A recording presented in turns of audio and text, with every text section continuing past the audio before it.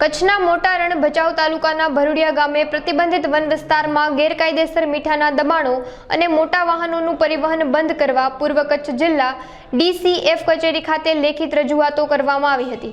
તાત્કાલિક ધોરણે દબાણકારો પર કાર્યવાહી તેમજ થતા દબાણો દૂર કરવા માંગ કરવામાં આવી હતી।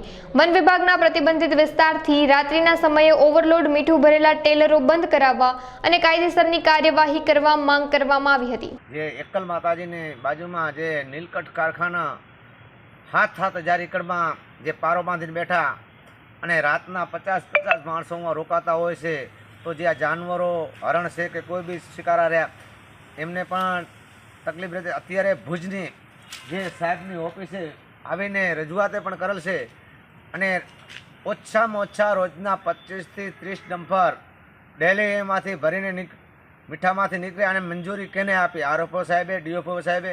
જે કચ્છનો મોટો રણ છે એની અંદર અનેક પારા છે, પણ જે આ નીલકંઠ શામજીભાઈનું કેનું છે ખ્યાલ નથી। નીલકંઠ કારખાનાવાળા 7,000 એકડમાં છે, લાંબામાં લાંબો પારો એમનું છે।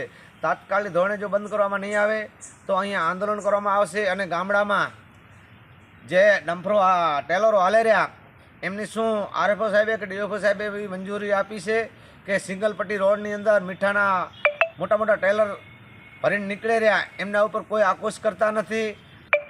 જે આ રણની અંદર પ્રતિબંધિત રહ્યા, હું બોર્ડ પણ મારેલ છે કે આ રણની અંદર કોઈને અવર જવર ન કરવી, તો આ મોટા મોટા ટેલરો અંદર ક્યાંથી હાલે છે? આને જવાબદાર આરએફઓ સાહેબ અને ડીએફઓ સાહેબ રહેશે। તાત્કાલિક ધોરણે આની નોંધ લે, સાહેબ ઉપર ભરોસો છે, નકા આંદોલન કરવામાં અહીંયા આવશે, એની જવાબદારી સાહેબની રહેશે।